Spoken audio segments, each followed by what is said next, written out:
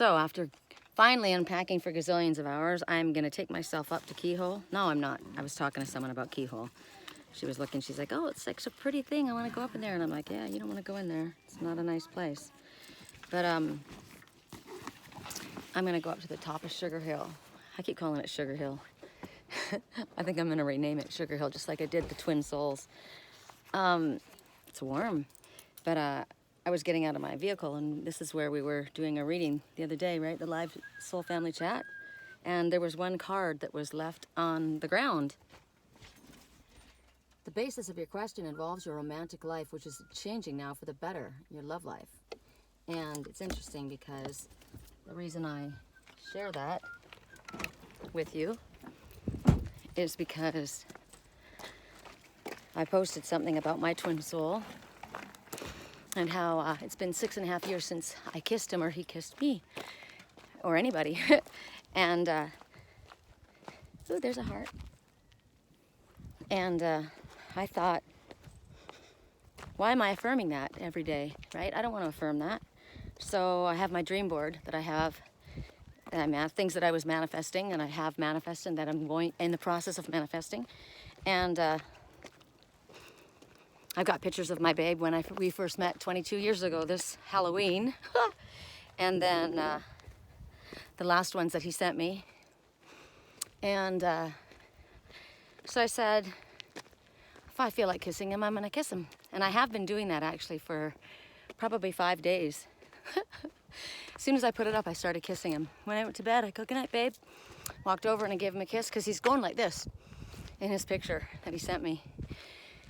And I wonder if he knew that when he gave it to me. Anyway, so I kiss him goodnight, kiss him good morning.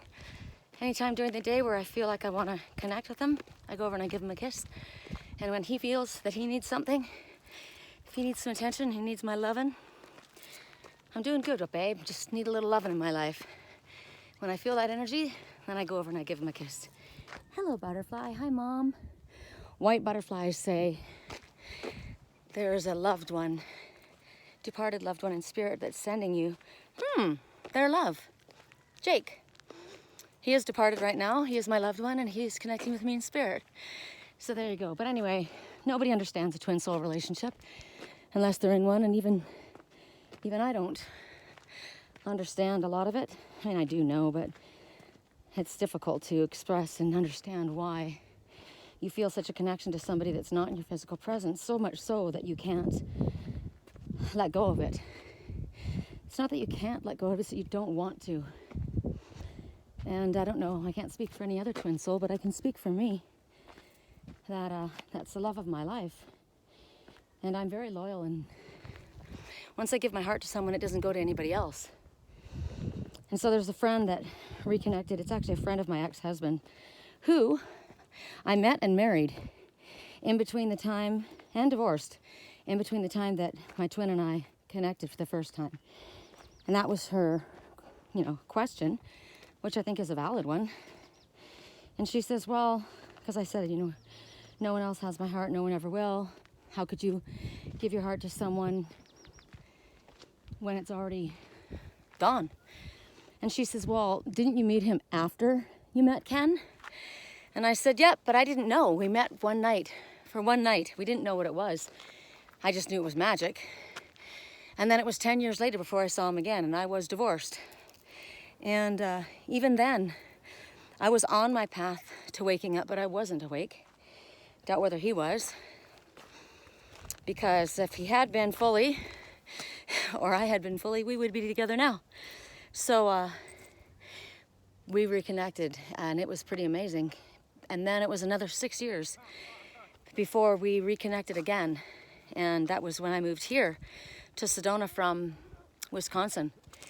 And I thought there was someone else that I was connected to as my twin. I really did. And because of the way everything had lined up in Wisconsin, the way everything was organized, it was totally divine. I didn't understand that, yes, that was divine intervention or divine movement that was pulling me towards Wisconsin, where I needed to connect to my soul family. And I needed to go there and help reawaken the people in that little tiny town.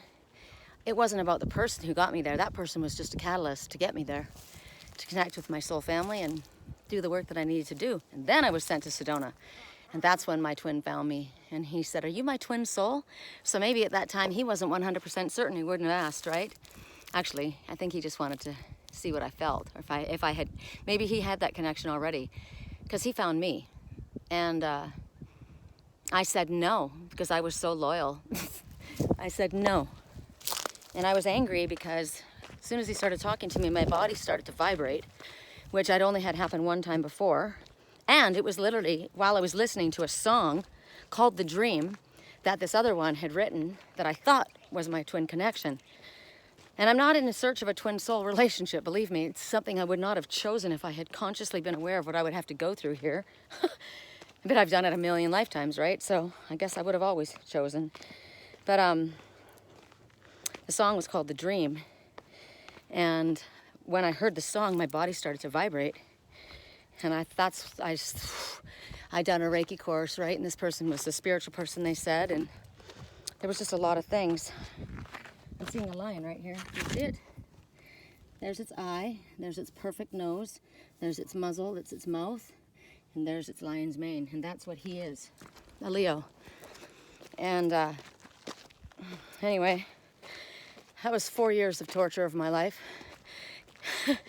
Because it was just, it wasn't what's meant to be. It wasn't about he and I.